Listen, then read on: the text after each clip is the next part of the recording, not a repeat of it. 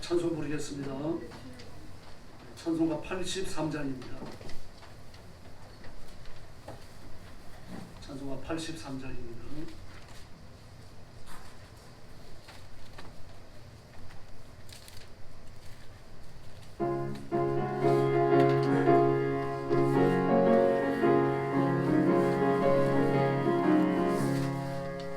나의 마음에 건친 구름 따뜻하게 덮이고 눈물 하염없이 오네.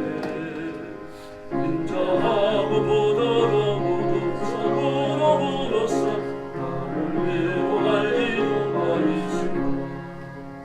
주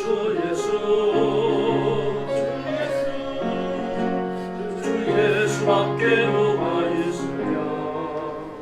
슬프다 힘들 때에 내 친구 되시는 주 예수밖에 다시 없구나. 무거운 짐 편해지고 인생 길을 가는 자 힘이 없어 쓰러지려 할 때에 능력 있는 팔을 펴서 나의 손을 붙들어 나를 구해줄 이 누가 있을까. 주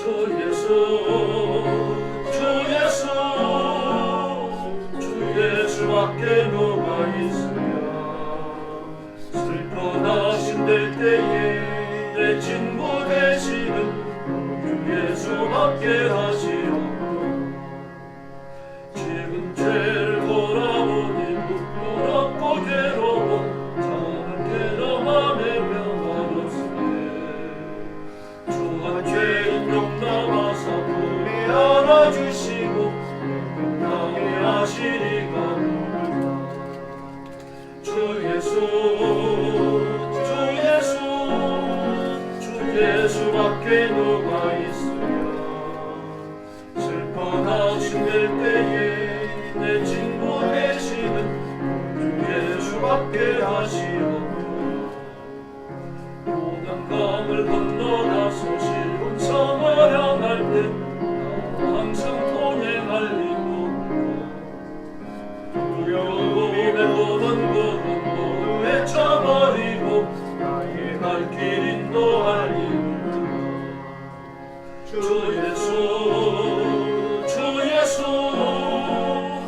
예수밖에 누가 있으랴. 아멘. 슬퍼나 힘들 때에 내 친구 되시는 주 예수밖에 다시 없구나. 할렐루야. 84장 부르겠습니다.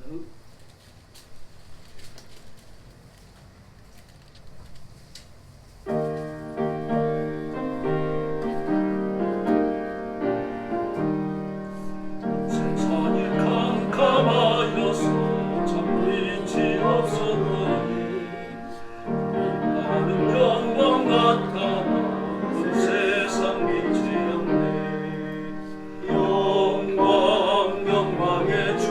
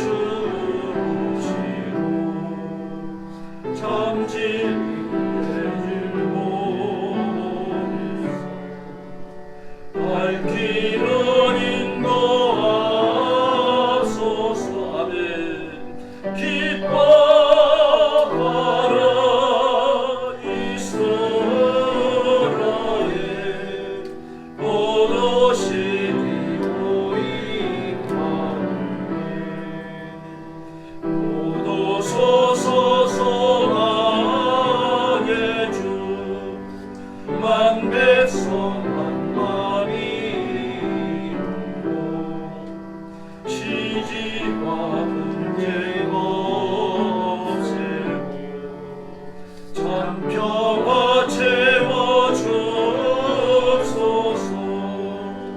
기뻐라 이스라엘, 오실 이모임 만일. 아멘. 할렐루야. 106장 부르겠습니다.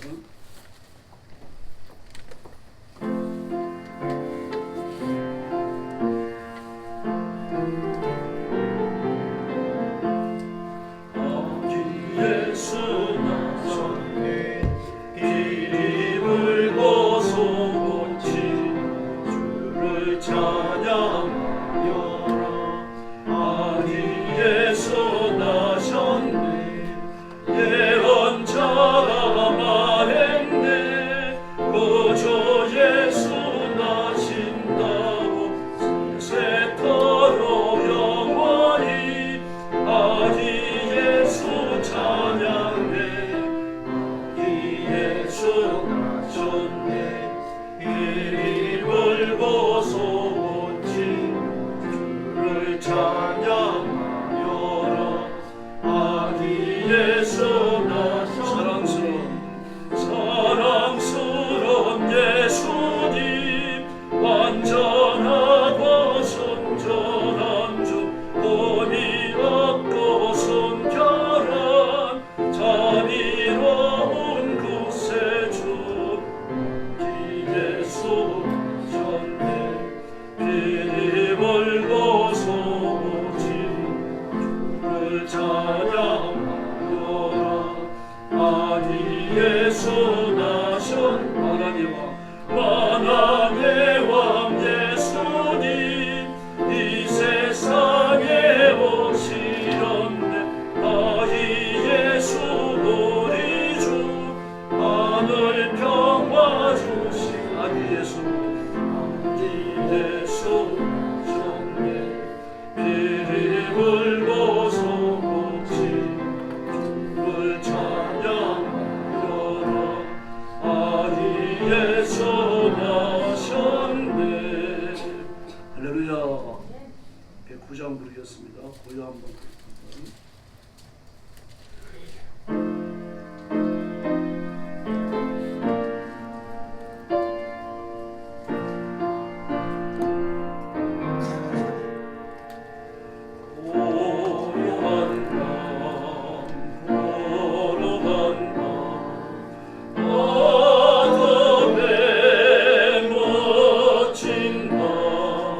주의 보호하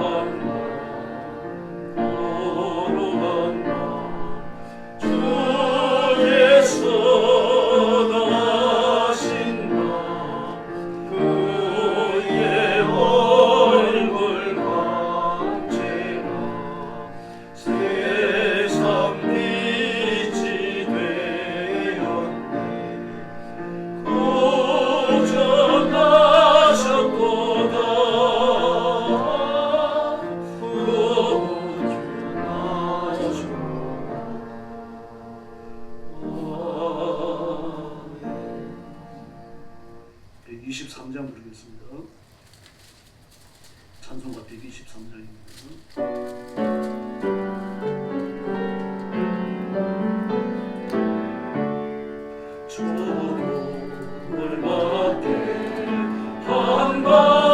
한밤중에 양통에 자던 목자들 전사들이 전하여 전하신 소식 들었네.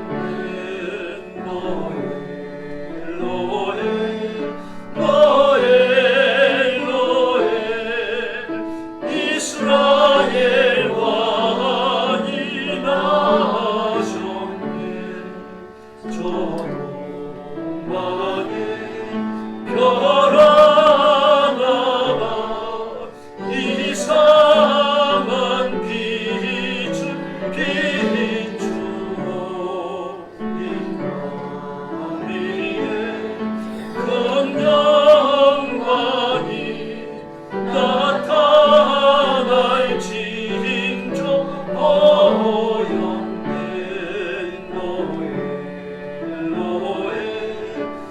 노엘로엘 이스라엘 왕이 나셨네. 하늘이 베들레헴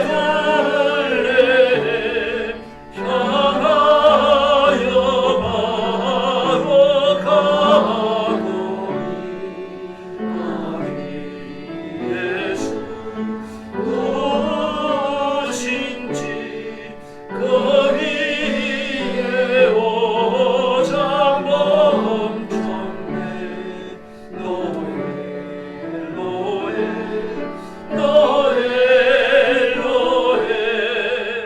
이스라엘 왕이 나셨네.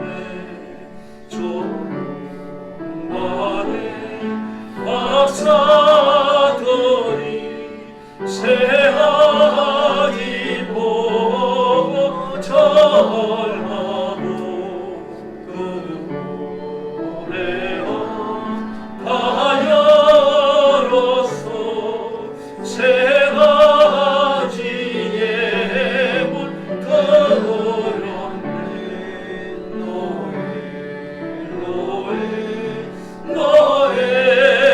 노엘 이스라엘 왕이 나셨네.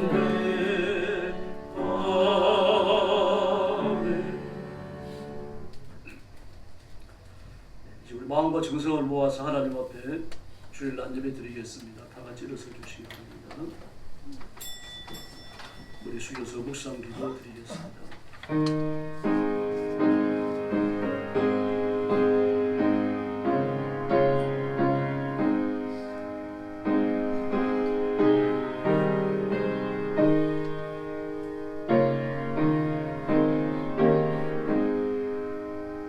내가 너를 여자와 원수가 되게 하고 내 후손도 여자의 후손과 원수가 되게 하리니 여자의 후손은 내 머리를 상하게 할 것이요 너는 그의 발꿈치를 상하게 할 것이니라 하시고. 아멘. 자비로우신 아버지 감사합니다. 창세기 3장 이후로 영원한 죽음과 저주와 지옥의 심판에 버려진 저희들을 구하시려고 독생자 예수님을 인간의 몸을 입게 하셔서 이 땅에 오시고 그 모진 시련과 곤욕과 끝없는 고통을 통하여서 저희들의 죄를 사하시고 십자가에 죽으심으로 우리를 자유케 해주셨으니 감사합니다. 다시는 우리를 얽매는 죄와 사단의 올무로 돌아가지 않게 하시고 죄와 사단의 권세에서 자유함을 얻은 하나님의 자녀로 세상을 정복하며 살게 하여 주시옵소서. 오늘도 땅끝까지 이르러 복음 전하는 주의 종들과 선교사님들과 사랑하는 성도들을 기억하시고 선교의 현장마다 하늘문을 여시고 복을 내려 주시옵소서. 말씀이 외쳐지며 복음의 말씀이 선포되는 장소마다 죄인을 구원하는 승리의 큰 역사를 허락해 주시옵소서. 오늘 아침도 큰 은혜 주실 것을 믿사오며 예수님의 이름으로 간절히 기도 올리옵나이다. 아멘. 찬송가 107장 부르겠습니다.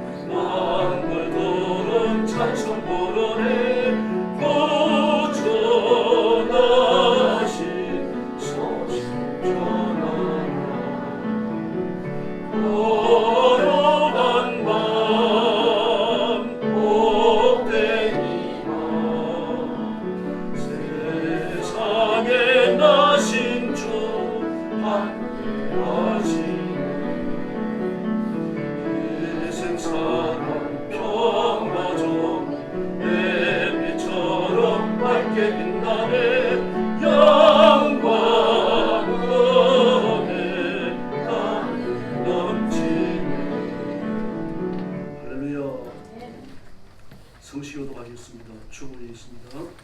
우리 조상을 긍휼히 여기시며 그 거룩한 언약을 기억하셨으니 곧 우리 조상 아브라함에게 맹세하라. 우리를 원수의 손에서 건지심을 입고 존일토록 주의 앞에서 성결과 의로 두려움이 없이 섬기게 하리라 하셨도다.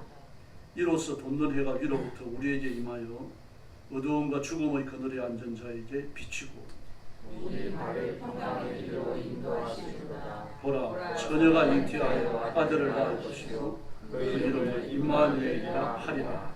아멘. 머리 숙여서 신앙 고백하겠습니다. 나는 전능하신 아버지 하나님 천지의 창조주를 믿습니다. 나는 그의 유일하신 아들 우리 주 예수 그리스도를 믿습니다.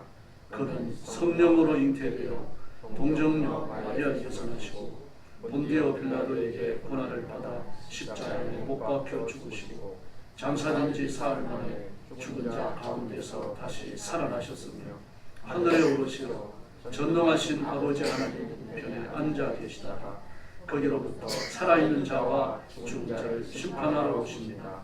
나는 성령을 믿으며 거룩한 공교회와 성도의 교제와 죄를 용서받는 것과 몸의 부활과 영생을 믿습니다.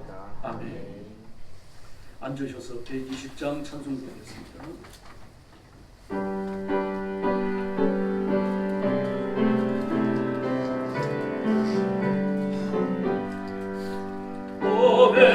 베들레헴 작은 굴로 잠들었느냐 별들만 높이 빛나고 잠자리 있으니 저 놀라운 빛이 캄캄한 이 밤에 나를 걸어 비춘 주 어찌 모르나 온 세상 모든 사람들 잠자는 동안에 평화의 왕이 세상에 탄생하셨도다. 저 새벽별이 홀로 의를 하는 듯 밤새껏 귀한 그 일을 말없이 지켰네. 오늘 나오신 하나님 큰 선물 주시니 저 믿는 사람 마음에 그 눈에 맞도록 이제야 세상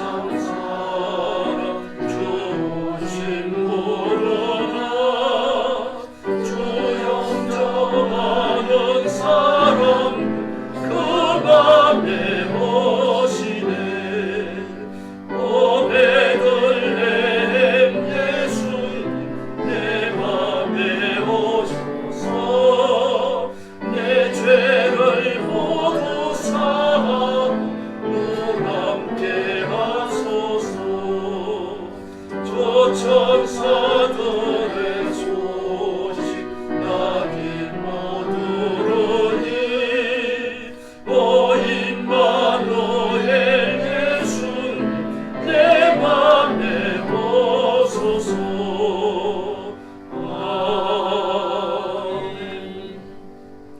아멘. 김용찬 장로님 나오셔서 기도해 주시겠습니다.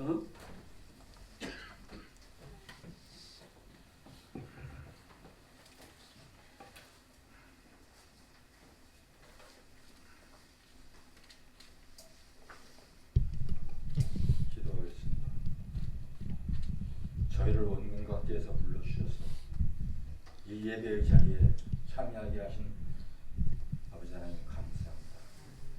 하늘 영광을 버리시고 마을 부위에 낮은 자로 오신 겸손과 사랑의 주 예수 그리스도를 찬양합니다. 온 인류의 구원자로 오신 그 아기 예수 앞에 무릎을 꿇고 이제 마음을 엽니다.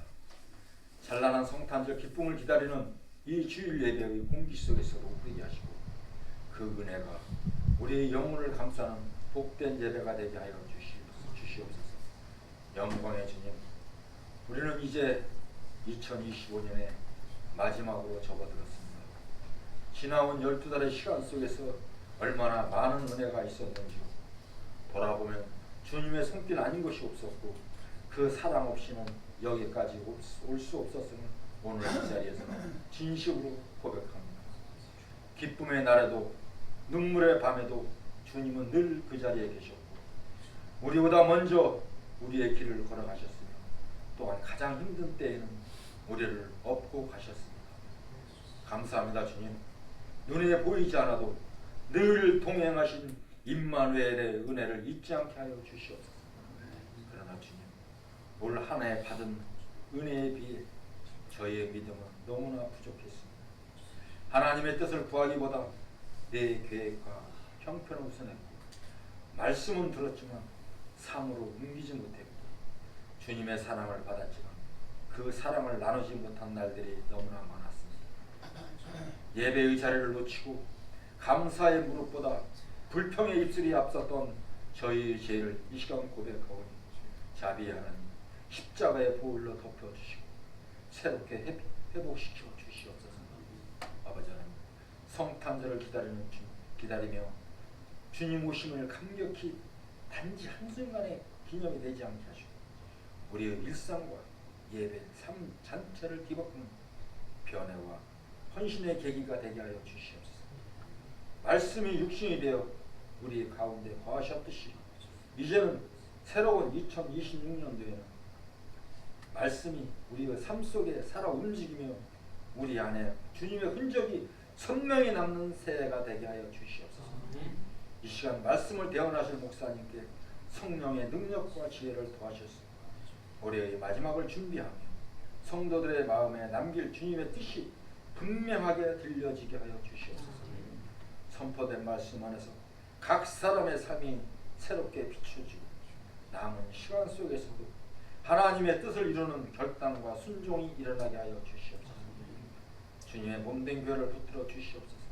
이제 25년 한 해 동안 함께 울고 함께 웃으며 하나님의 은혜를 나눈 이 공동체가 더욱 견고한 믿음과 사랑으로 연결되게 하시고 모든 사랑과 사역과 모임 속에서 복음의 중심이 되고 기도가 순결이 되며 말씀이 기준이 되는 거룩한 교회 우리 영광교회가 되게 하여 주시옵소서.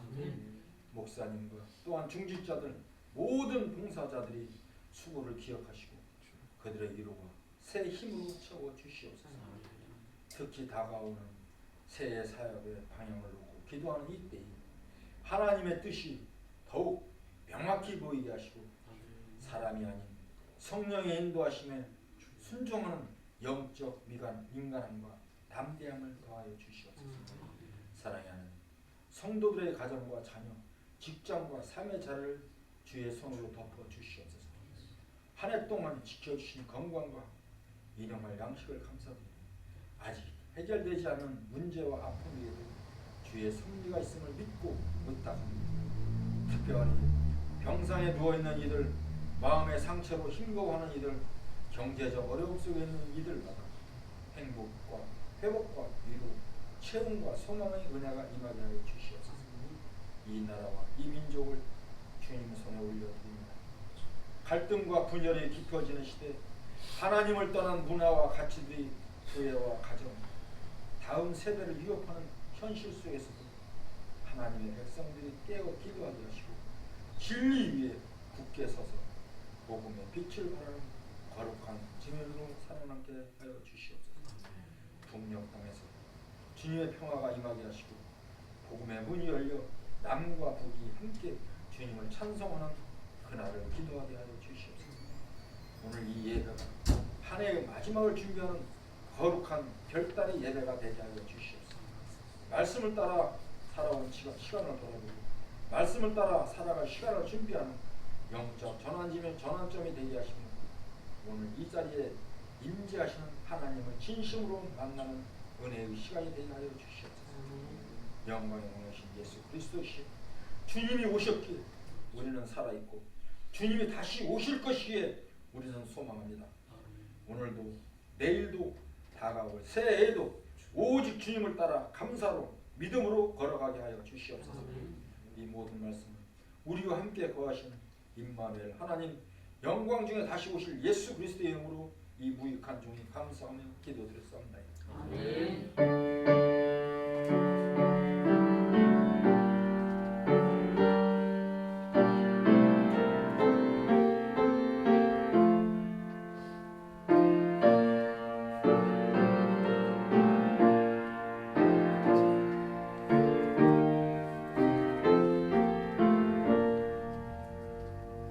하나님 말씀 봉독하겠습니다. 신약성경 마태복음 1장 21절부터 23절까지입니다. 한 절씩 교독하겠습니다. 신약성경 1페이지입니다. 21절 말씀 제가 먼저 봅니다. 아들을 낳으리니 이름을 예수라 하라. 이는 그가 자기 백성을 그들의 죄에서 구원할 자이심이라 하니라. 이 모든 일이 주께서 선지자로 하신 말씀을 이루려 하심이니 이르시되 23절 같이 봅니다. 보라 보라 처녀가 잉태하여 아들을 낳을 것이요 그의 이름은 임마누엘이라 하리라 하셨으니 이를 번역한 즉 하나님이 우리와 함께 계시라 함이라. 아멘. 메시아 나사렛 사람이라는 제목으로 말씀을 나누겠습니다. 예수님은 베들레헴에서 태어나 나사렛이라고 하는 작은 마을에서 성장하십니다. 베들레헴은 다윗의 고향이었기 때문에 잘 알려진 명소입니다. 나사렛은 사람들에게 알려진 바가 거의 없어요.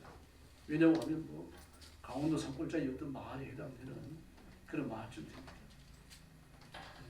그래서 나사렛을 알아주고 나사렛에서 유명한 사람들이 나오고 그런 것을 기대하기 어려웠어요.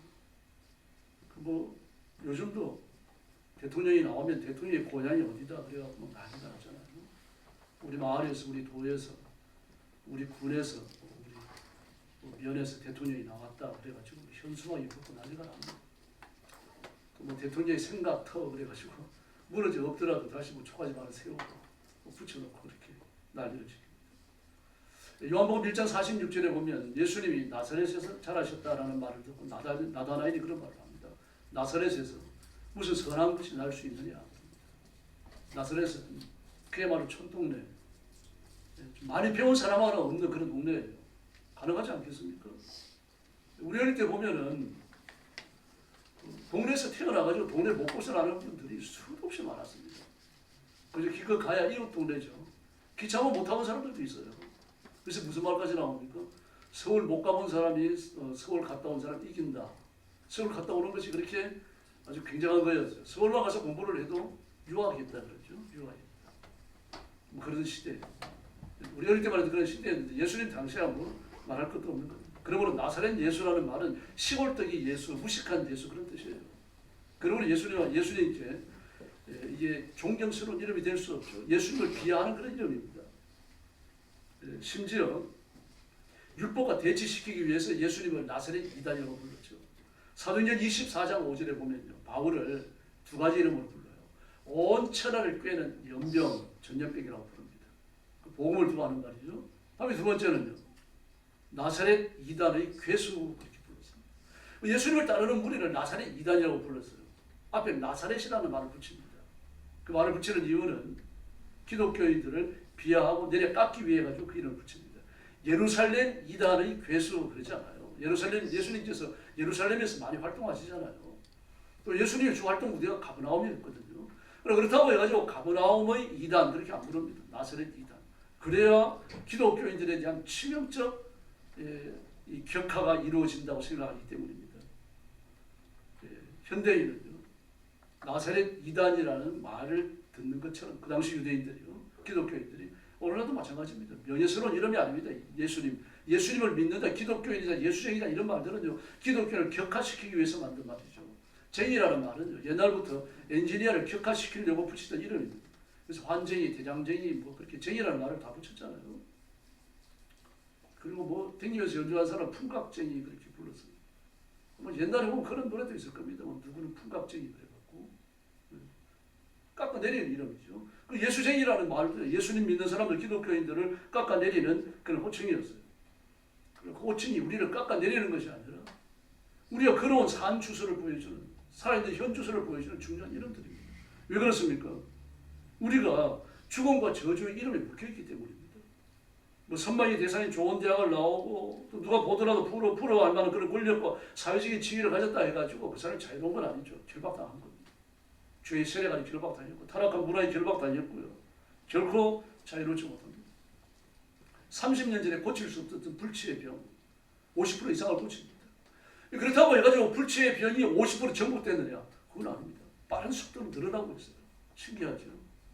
30년 전이면은 뭐 그렇게 오래된 것도 아니잖아요. 한 세대 남짓 지나간 겁니다. 그동안 눈부신 의학의 발전이 일어났죠.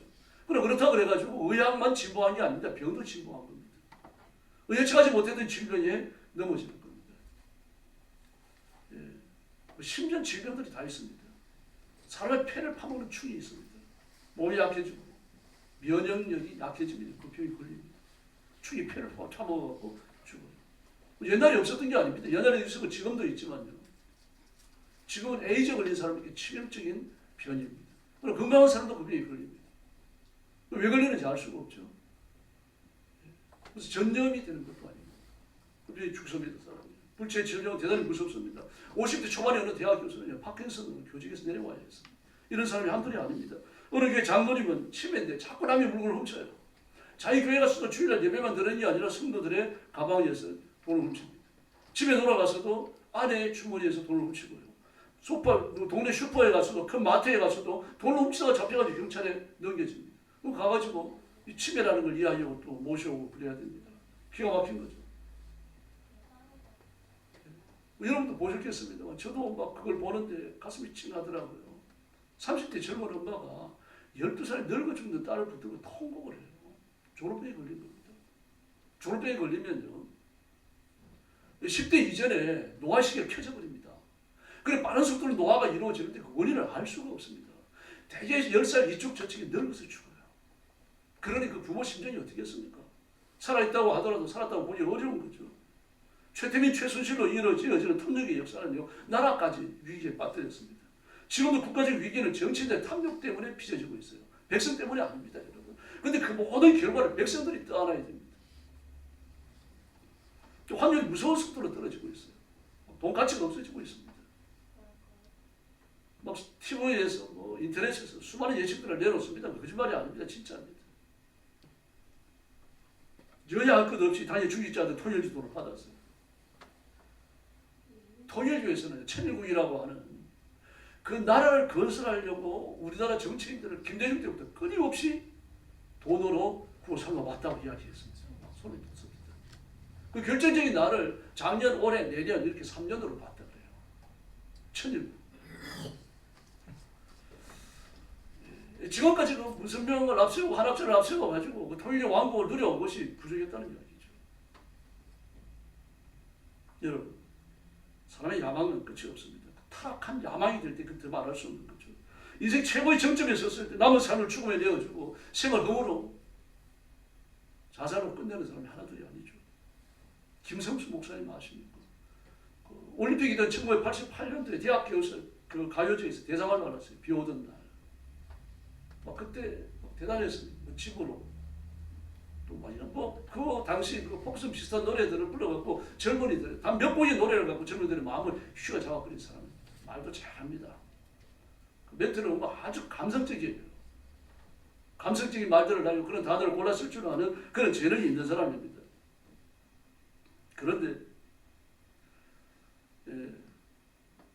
예수 그리스도를 믿고 하나님의 자녀가 되고 소명의식을 느껴가지고 미국으로 이민을 가서 거기서 신학교를 합니다. 그리고 스무라교회를 설립해서 한인교회를 섬기다가 한국으로 와가지고 반포에서 교회를 계속해 나가요. 49이 자살을 합니다. 공황증과 우울증이에요. 우울증을 앓는 사람이 공황증을 전부 다 앓고 있는 건 아닙니다. 그러나 공황증을 앓는 사람이 거의 90% 이상이 우울증을 같이 앓습니다. 두 가지는 치명적입니다. 뭐 때문에 그런지 모르는데 끊임없이 나를 협박한다. 내가 이대로 살다가 제명이 못 죽을 것 같다. 그럴 바에 차라리 내가 건강할 때 죽는 것이 옳지 않겠느냐. 그 말을 늘 밑버릇처럼 달고 살았다고 합니다. 그 성경을 포기해버려요. 그 설교가 얼마나 뛰어났던지요. 지금도 매니아층이 있습니다. 그리고 김성수 목사의 설교 테이프. 그 녹음 테이프를 틀어놓고 예배를 드리고 있어요. 반포에서. 조그마한 건물 하나 가지고. 여러분 사람이 산다고 하는 것이 여러분 지금 살아있다고 해갖고 내 생애가 영원할 것이라고 생각하는 건 잘못됐어요. 생의 열정에 생명을 포기하는 연예인들, 사업가들 이런 사람이 하나들입니까?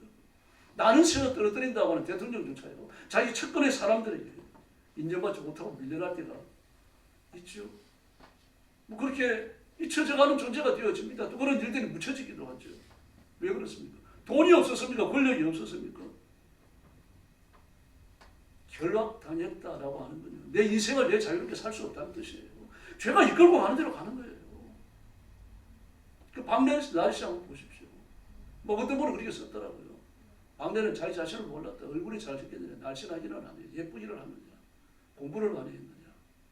그런 사람을 방송국에서 띄워줬으면 자기 자신을 알고 사람들이 잘해줘야 되겠느냐. 그리고 부자비한 말들을 썼더라고요. 그 사람 완전한지 모르겠습니다. 여러분, 사람은요, 갖춘 인격은 그냥 만들어지는지 아닙니다. 훈련을 통해서 만들어져요. 그 예수 믿는 사람이 끊임없이 자신을 돌아보고 엎드려 기도하고 말씀을 들으면서 가슴을 치고 성경을 읽으면서 울고 그러면서 인격이 다듬어지는 겁니다. 기독교인과 넌크리스천을 놓고 보세요, 여러분. 그리스도인들이 우월합니다, 여러분. 우월해요. 대학 교수가 돼가지고 자기 지위를 이해가지고 무슨 범죄를 저지르는 사람이 하나들입니까? 학점을 미끼로 내세워갖고 말입니다. 그 여자 제자들을 갖다 성적으로 논하고 자, 이 밑에 있는 연구원 제자들의 이름을 올려놓고 그들의 이름으로 들어오는 국가에서 보여주는 그 연구비를 갖다가 자기가 착보하기 위해 통장을 자기가 갖고 있고 말이죠. 또 어떤 대학 교수는 그 어머니 아버지가 재산이 많았어요. 너무 건강한 건 이 재산을 언제 물려받을지 몰라요. 그래서 추리소설을 말이야 수십 권을 읽고 치밀하게 범죄를 연구해가지고 부모의 생명을 빼앗고 재산을 차지했어요. 뭐 그를 탁두로 조사한 검찰, 경찰들이 혀를 내둡니다. 분명히 심정을 있는데 증거가 없는 거예요. 지금도 미제 사건입니다. 그럼 기독교는 다르잖아요. 하나님의 말씀을 읽으며 말씀에 대한 지식, 말씀의 그 하나님께 주시는 교훈을 가슴에 품고 있다가 자신을 돌아보잖아요. 이 사람이 지성인이에요.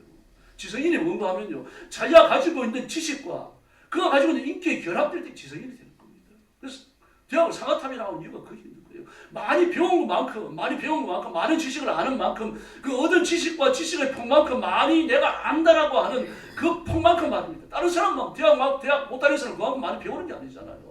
그런 사람보다 더 훌륭한 인격을 갖는다고 하는 겁니다. 그 사람이 지성인이에요. 그럼 과연 지성인이 얼마나 됩니까? 대학에 들어가서 전문적인 지식만 뇌 속에 집어넣은 사람이에요. 이 지성인입니까? 아닙니다. 그 지식이 그 사람의 인격과 결합되어져서 저 착해질 때 지식이 그 사람을 착하게 만들고 다른 사람을 위해서 봉사하게 만들 때 그 사람은 지성인입니다. 그럼 우리는 어떻습니까? 하나님의 말씀을 읽으면 끊임없이 말씀 앞에 복종하려고 하잖아요. 제가 설교할 때 도움을 청하는 사람들에게 거절하지 않기 위해서 1,000원짜리 받고 다니세요. 그러니까 고민하는 분들이 있잖아요. 진리의 말씀을 내가 듣고 그 말씀대로 살기 위해서 고민하잖아요. 그 사람이 지성인이에요. 이건 지식입니다. 하나님의 말씀은 세상에 어떤 것과도 비교할 수 없는 지식입니다. 이 지식이 나와 따로 노는 게 아니라 나와 결합되어질 때 여러분이 기독 지성인이 되는 겁니다. 다시 말해서요, 기독교인 외에는 진정한 지성인이 없다고 봐야 됩니다. 하나님의 말씀은 사람의 운명을 바꾸시는 줄로 믿습니다. 그러나 이 땅에 사는 사람은 말씀에 결박된 게 아닙니다. 마귀의 권세에 결박당했죠. 오늘 우리가 요한일서 5장 읽었잖아요. 그게 뭐라고 말씀하십니까? 이 세상의 임금이 마귀라고 말하잖아요. 세상의 임금이 마귀니까 하나님께 굴복할 수 없고 하나님의 말씀을 받을 수 없고 하나님이 주신 하나님께서 나신 예수님을 받을 수도 없고 하나님이 주신 생명을 얻은 기독교인들 같은 그 사람들도 형제 자매로 삼지 못한다고 말하잖아요. 무서운 말을 해요. 그럼 우리는 하나님의 자녀가 되어졌고 하나님의 생명을 얻어 영생하는 줄로 믿습니다. 창세기 3장의 범죄 이후로 인간과 삶의 역사에 뿌리를 내린 것은요, 파멸입니다. 그리고 지옥의 심판이에요. 이걸 깨뜨리고 들어온 것이 하나님의 법칙, 예수 그리스도의 십자가를 통한 구원입니다. 그러므로 자연스러운 건 뭡니까? 죄 짓다가 지옥에 떨어지는 거예요. 이거 누가 안 가르쳐줘도 합니다. 본성적으로 해요. 그러나 예수 믿고 하나님의 자녀가 되는 건 결단만 필요한 게 아닙니다. 자신을 쳐서 하나님 앞에 굴복시키는 놀라운 헌신적 노력이 필요한 겁니다. 자존심도 내려놔야 됩니다. 그러기 안수 집사님 한 분은요, 중구동 부장으로 있고 뭐 성가대 지휘도 하고 그러면서 어느 금융회사 은행권의 차장으로 있습니다. 투자파트의 차장입니다. 저는 뭐 투자파트의 차장이라 그래가지고 뭐 불러내서 뭐 그때 뭐 태안의 서커스인가 뭐 그것도 구경시켜주고 비쌌습니다. 그때요. 엄청 비싸고 서민들은 가기도 어려웠어요. 그래가지고 잘 나가는 것보다 그랬는데 투자 파트의 차장이면 대단하더라고요. 개인이 돈 빌려봐야 몇 천만 원, 몇 억 그렇잖아요. 근데 기업이 빌려가면요 몇십억, 몇백억, 몇천억이에요. 거기에서 0.001%의 이자만 조작을 해도 천문학적인 액수가 떨어지죠. 그 돈을 비자금으로 해서 은행에 높은 데 앉아있는 사람들이 해외여행도 나가고 골프 치러도 가고 바람도 피우고 온갖 걸 다 하더라고요. 그 일을 최종적으로 심의를 해가지고 결정하는 사람이 누굽니까? 그게 투자파트의 차장이에요. 차장이라 가지고 무슨 차장이 하냐 그랬더니 그 위에 이사들 많잖아요. 그래서 차장이 결정하면 거의 위에 있는 사람 도장을 찍는다는 거예요. 이런 생활을 계속 해오다가 어느 해가 12월 달에 되어졌는데 막 말씀을 듣는데 고민이 되어버린 거예요. 내가 이렇게 살아서 될까? 안수 집사고 중고등 부장이고 성가대 지휘까지 하는데 고민이 된 겁니다. 엎드려 기도하고 하나님 앞에 굳은 결심을 하는 겁니다. 내가 연말 임원들이 모이는 또 매년 연말에 그 임원들이 모여가지고 술파티가 열리는데 거기 가서 내가 앞으로 못하겠다고 얘기해야 됩니다. 진짜 그날이 오고 그 자리에 간 겁니다. 자리에 가서 얘기하는 겁니다. 저는 어느 게 안수 집사입니다. 그래서 저는 성가대 지휘도 하고 있고 그 중고등부 부장으로 있는데 지금까지 제가 기독교인답지 못한 은행을 많이 했습니다. 저를 용서해 주십시오. 그리고 투자받아 차장에서 저를 좀 이렇게 내려주시고 다른 일을 주시든지 아니면 나가라고 하면 깨끗이 나가겠습니다. 용기를 갖고 그 얘기를 했죠. 그럼 막 욕설이 돌아올 줄 알았습니다. 그랬더니 막 어떤 한 분이 박수를 치는 겁니다. 다 박수를 치는 거예요. 안도찬이 용기 있다, 잘했다. 그럼 네 보직 바꿔주겠다. 그래서 정년퇴직했어요. 하나님께서 역사하시면 돼요. 또 주의 성령께서 마음을 만지시면 그런 일들이 일어나는 겁니다. 중요한 건 뭡니까? 성령이 우리 마음을 감동하시는데 그걸 따라가는 것인 줄로 믿습니다. 보면 요셉도 마찬가지입니다. 운명이 결박당한 삶을 살고 고통당하던 그런 사람이지만 이 왕이지만 왕손인데도 불구하고 왕권이 없어요. 왜 그렇습니까? 예레미야 22장 24절 30절을 보니까 하나님께서 이런 말씀을 하십니다. 유다왕 여호야김의 아들 고니야가 나의 오른손 인장반지를 할지라도 내가 빼어갖고 내 생명을 찾는 자들에게 던져 넘겨주겠다. 그리고 이런 저주를 하셔요. 너의 후손 중에서 그의 자손 중에 형통하여 다윗의 왕위에 앉아 유다를 다스릴지라 다시는 없을 것이다. 그 왕위에서 왕이 못 나와요. 저주받은 겁니다. 그 왕이 형통을 받았지만 왕이 될 수 없는 저주받은 왕권을 가지고 있는 거죠. 그러므로 다시 이 말씀대로 다시는 지도자가 그 혈통에서 안 나옵니다. 근데 예수님은 왕으로 모셨어요. 저주받은 왕인데 왕이 되실 수 있습니까? 그걸 피하는 방식이 뭡니까? 마리아의 몸에 잉태되셔서 요셉의 호적에 등재되시는 겁니다. 저주 없는 왕통을 갖게 치는 거죠. 놀랍지 않습니까? 그래서 이 요셉은 자신의 왕권과 관련이 없는 사람이지만 저주받은 왕권을 물려받았지만 그러나 예수님이 임하시고 나니까 그 삶의 운명적 변화가 손들지 일어납니다. 우리가 연애를 입은 줄로 믿습니다. 요셉은요 출신을 마라이 끄려하는 동네 나사렛 목소 비천한 신분 비천한 지위 비천한 인생이 운명처럼 그 어깨에 드리워져 있던 사람입니다. 그 예수님을 만나서 완전히 변하잖아요. 요셉은 이렇게 생각할 수도 있습니다. 참 미치겠네 정말로. 뭔 죄가 많아가지고 이런 일들이 나한테 일어날까. 더구나 천사가 나타나서 뭐라 그럽니까? 7계명을 범한 것이 틀림없는 여자인데 아내로 데려오라는 겁니다. 그러면 결혼할 게 있으니까 그때 사람들이 여러 가지 출산 예정일 계산 못했겠어요. 출산 예정일을 앞당겨가지고 아이를 낳을 텐데 어떻게 하란 말입니까 이거요. 그러나 요셉이 큰 마음 먹으면 그럴 수 있습니다. 왜냐고 하면요. 그 당시에 약혼은 결혼과 별 다르지 않았어요. 약혼하면서 한 잔의 포도주를 마시고 결혼할 때 2잔을 마시는데요. 한 잔의 포도주를 마시는 것은 같은 잔을 가지고 마시는데 이미 부부가 시작됐다는 걸 뜻하는 겁니다. 약혼한 상태에서 둘이 살림을 사는 경우도 있었어요. 그러므로 좀 이렇게 속도 위반해서 아이를 낳을 수도 있는 겁니다. 근데 요셉은 그걸 인정할 수가 없는 거죠. 왜 그렇습니까?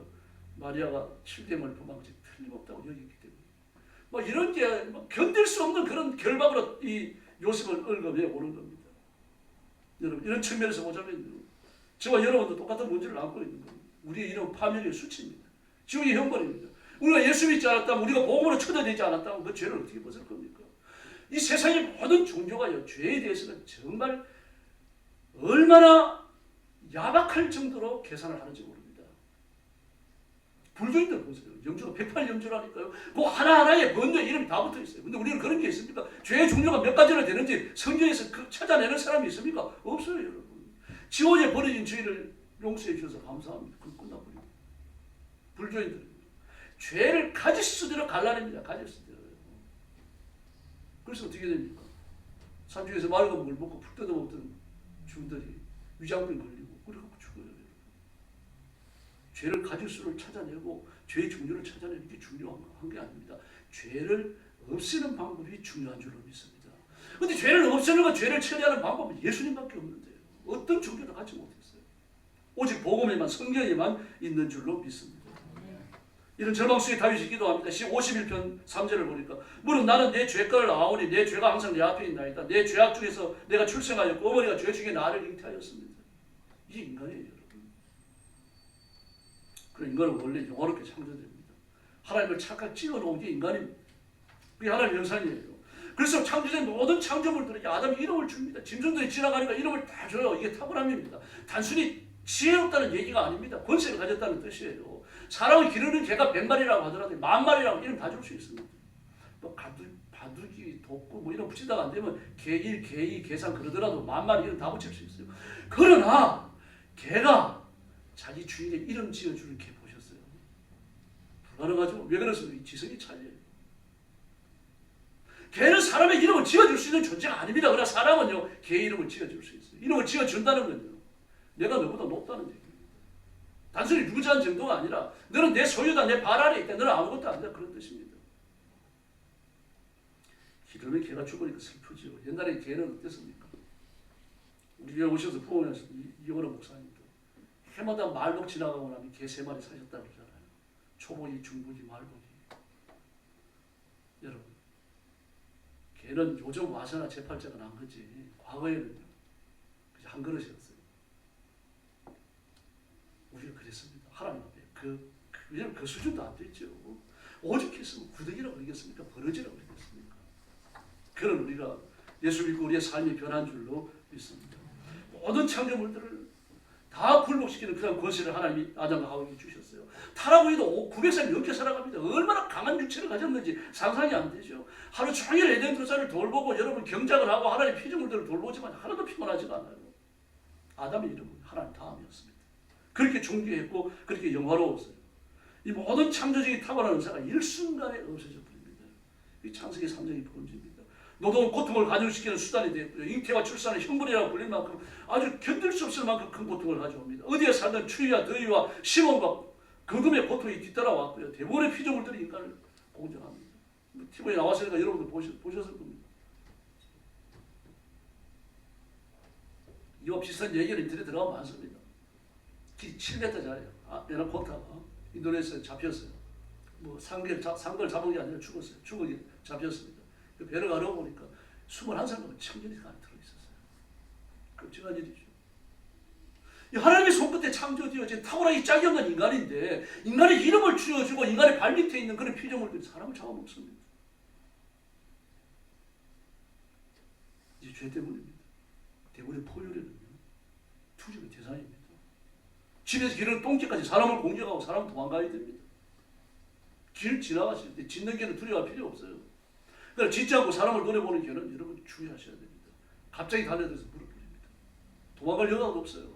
인간이 이렇게 약한 존재가 되었습니다. 그 이름을 지어주고 그 위에 있다고 생각을 했고 군림한다고 생각을 했고 말입니다. 다스린다고 생각을 했는데 이제는 그렇지 않으면 도망가야 됩니다. 이렇게 비참해진 이유가 뭡니까? 죄 때문입니다. 죄의 처리는 간단하지가 않아요. 이렇게 죄 속에 빠진 건 하나님의 이름을 낮추고 자기의 이름을 높이는 여기에 참여했기 때문입니다. 그래서 모두 다 발 아래 두고 다스렸던 다양한 피조물들이 쫓깁니다. 우리의 인생도 마찬가지죠. 우리가 뭐 사람 짐승에 쫓기지 않는다고 하더라도 타락한 운명에 비참하게 쫓기다가 그리고는 죽어서 지옥의 시험에 던져집니다. 도망자입니다. 이 결박당한 겁니다. 그런데 하나님께서는 예수님을 보내셔서 이 결박에서 우리를 자유케 하신 줄로 믿습니다. 이 운명적 속박을 벗어보려고요. 수많은 사람들이 나서 지금 다 실패했잖아요. 막스 레닌이 러시아에서 볼셰비키 혁명을 일으킬 때요, 4천만 명이 죽어요. 그리고 공산주의 혁명이 성공합니다. 그래서 공산주의가 시대를 살렸습니까? 헤겔의 변정법 철학은 놀랍습니다. 그 철학 체계가 참 완전합니다. 왜냐고 하면요, 민주주의의 모든 약점들을 보완한 것이 공산주의, 사회주의, 집단주의예요. 그런데 그 맹점이 뭡니까? 그걸 실천할 만한 인간이나 국가나 지도자가 없다는 겁니다. 너무 이상적이에요. 가만히 있잖아요. 소셜리즘 하는 나라, 지금까지 살아있는 나라예요. 제대로 하는 나라. 중국과 북한이 어디 있습니까? 그러나 사회주의를 추청하며 따라갔던 국가는 수도 없이 많아요. 지금 이 시대가 그렇습니다. 동구권의 대부분의 나라가 그렇죠. 뭐 나머지 유럽도 마찬가지입니다. 우리가 잘 아는 대로 영국이나 프랑스나 독일이나 핀란드나 노르웨이나 덴마크나 이 심지어 그 개혁주의 실험이 본산이 네덜란드까지 말이에요. 전부 다 소셜리즘, 사회주의 정부가 들어섰습니다. 사회주의 지도자들이었어요.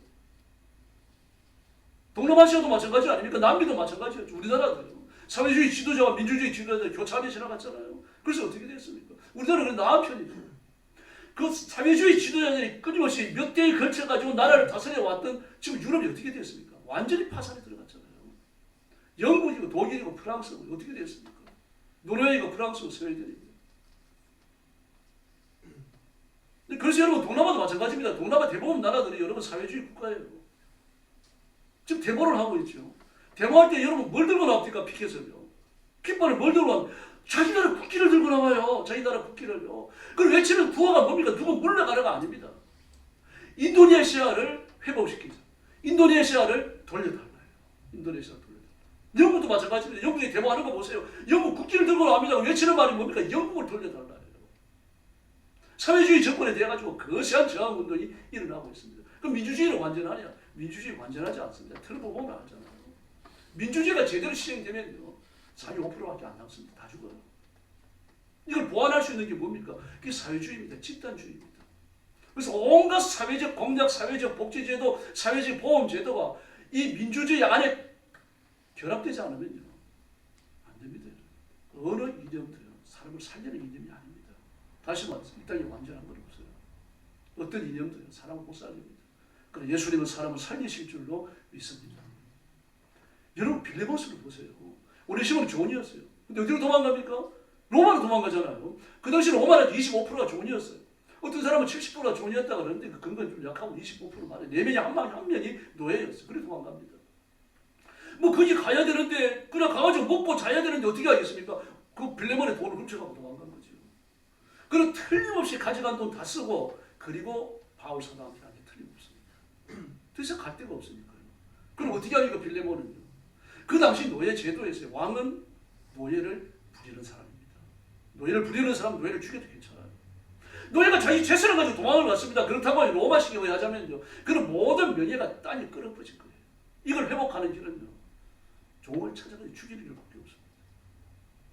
바울도 이런 걸 염두에 두게 틀림없어요. 그래서 오네시모에 대해 가지고 잘 설명을 하는 겁니다. 내가 너를 오네시모를 너한테 돌려보내는데 너희 친구처럼 받아주면 좋겠다.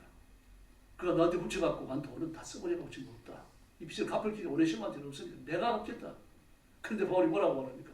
그런데 너도 나한테 빚이 있다는 것을 기억해라. 무슨 말입니까? 오네시모의 짐을 너와 내가 갈라지자 그 말을 하는 거예요. 바울은 사회계획에 대해서 한마디도 말하지 않습니다.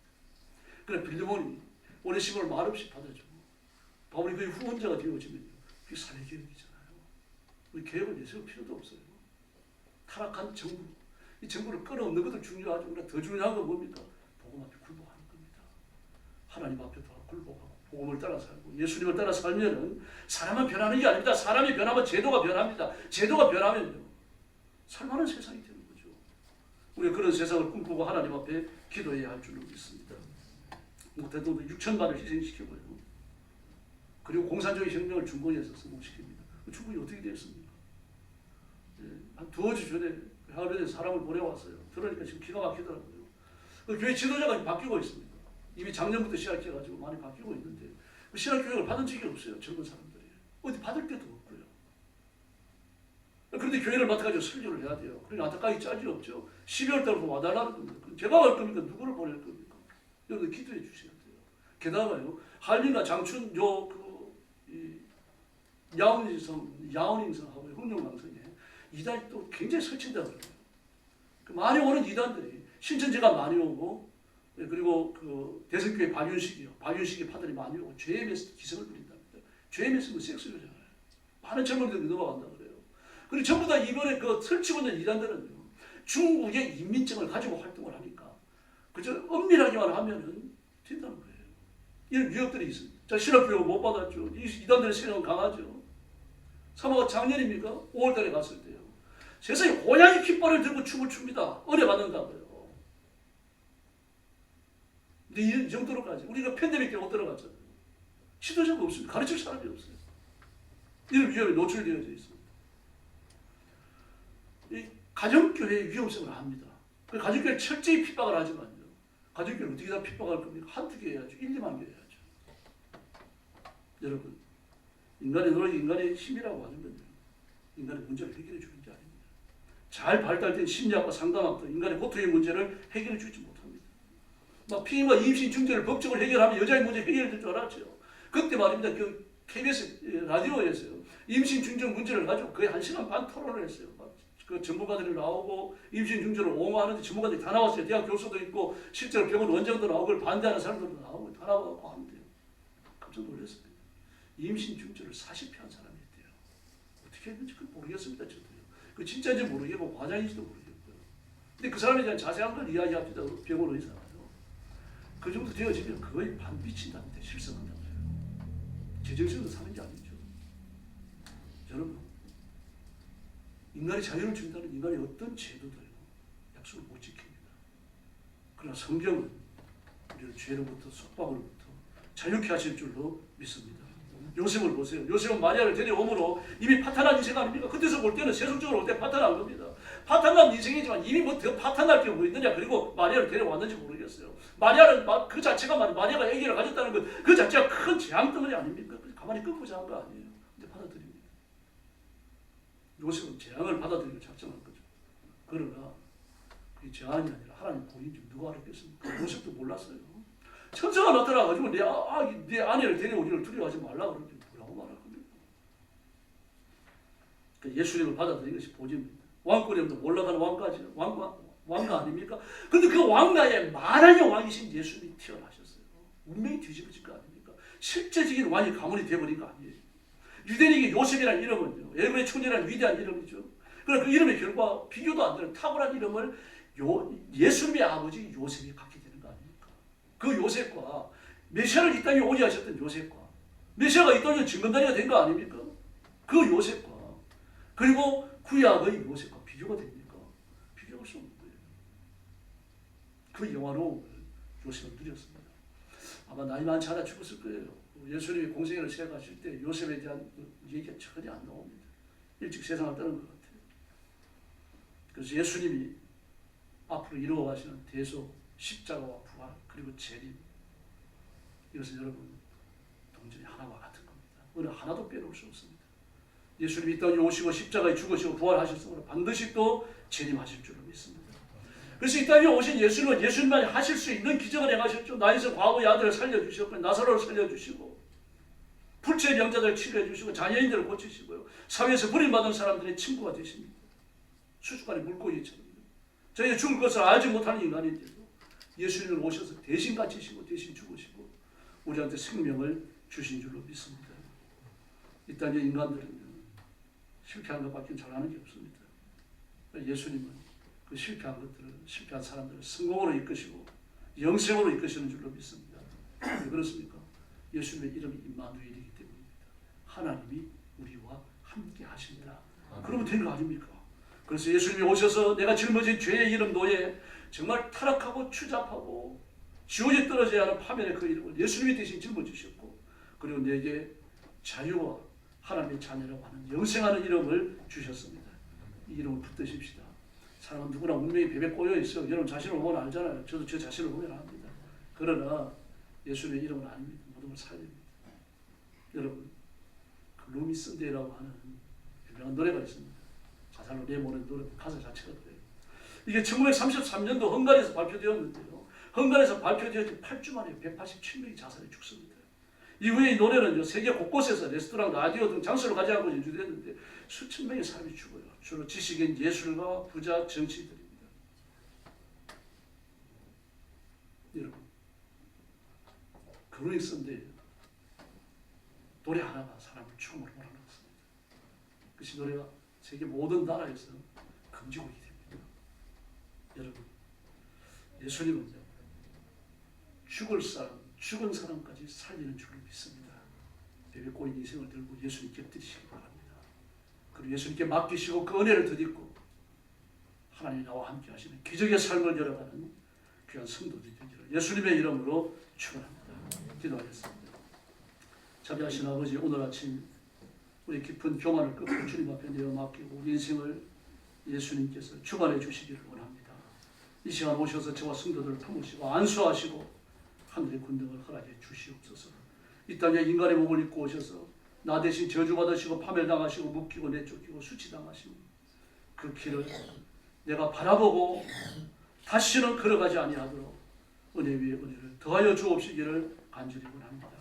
그래서 마귀의 권세를 깨뜨리고 악한 영들을 쫓아내고 예수님의 이름으로 승리를 선포케 하여 주시옵소서. 자신의 생명의 진액을 쏟아 저를 사랑하시고 그리고 영생을 주셨는데 이 자랑스러움을 자랑하게 하시고 드러내게 하시고 온 세상에 선포하는 깨어있는 저희들이 되게 하여 주시옵소서. 예수님의 이름으로 간절히 기도 올리옵나이다. 아멘.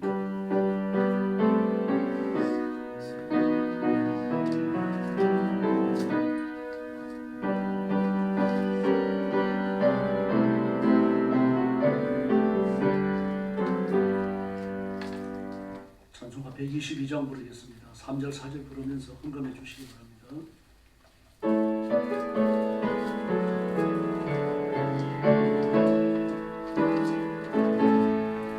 참 반가운 성도 다 이리 와서 맹골레 성안을 가봅시다. 저 고요에 너이신 아기를 못 엎드려 절하세 엎드려 절하세 엎드려 절하세 구원하셨네. 저 천사여 찬송 높이 불러서 이 광활한 존지에 올리오라. 주 하나님 앞에 영광을 돌려 엎드려 절하세 엎드려 절하세 엎드려 절하세 구원하셨네. 이 세상의 주께서 탄생할 때에 참신과 참 사랑이 되시라. 저 동정녀 맘에서 나시었으 엎드려 절하세 엎드려 절하세 엎드려 절하세 구원하셨네. 여호와의 말씀 육신을 입어 날 구원주가 되셨도다. 늘 감사한 찬송을 주 앞에 부르 엎드려 절하세 엎드려 절하세 엎드려 절하세 구원하셨네. 아멘.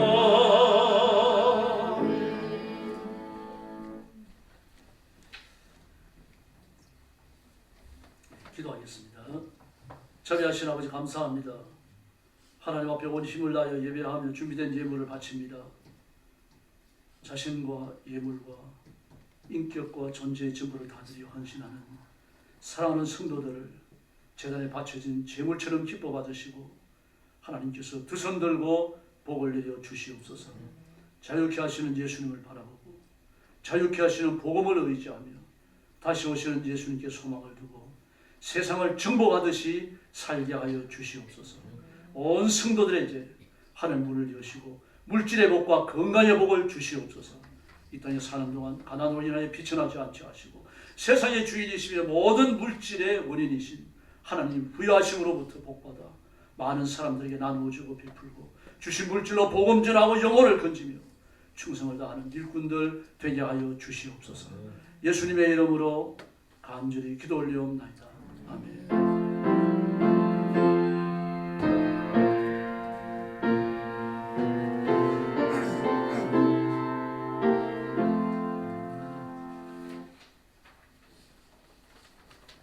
12월달 성부 같이 배우겠습니다. 예사야 7장 14절. 보라, 처녀가 잉태하여 아들을 낳을 것이요 그 이름을 임마누엘이라 하리라.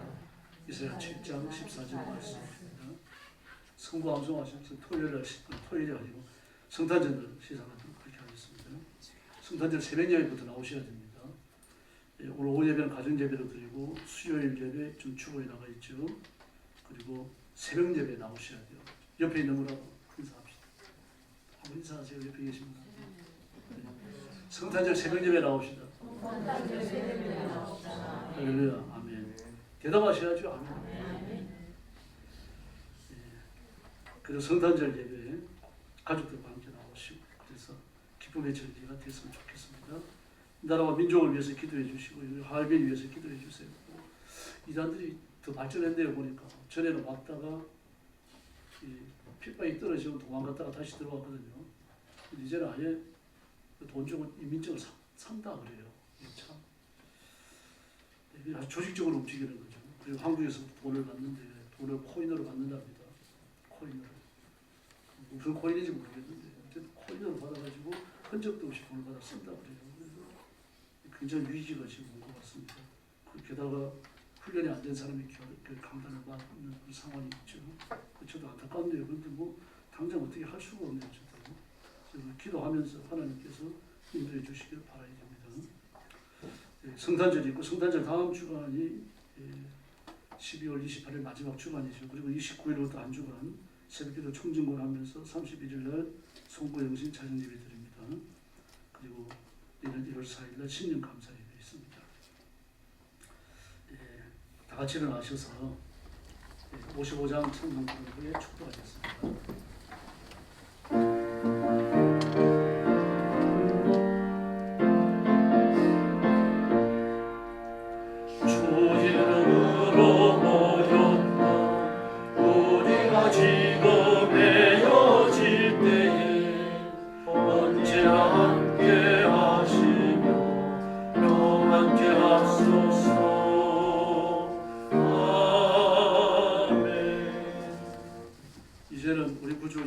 그리스도의 은혜와 하나님 아버지의 크신 사랑과 성령님의 도우심과 인도하심과 교통하심이 하나님 앞에 나와서 주일 난예배를 감사와 기쁨으로 드리며 주신 말씀을 믿음으로 받으며 이 말씀을 따라 살고 말씀이 약속하는 복을 누리기 원하는 사랑하는 온 성도들 머리 위에 영원토록 함께 계실지어다. 아멘.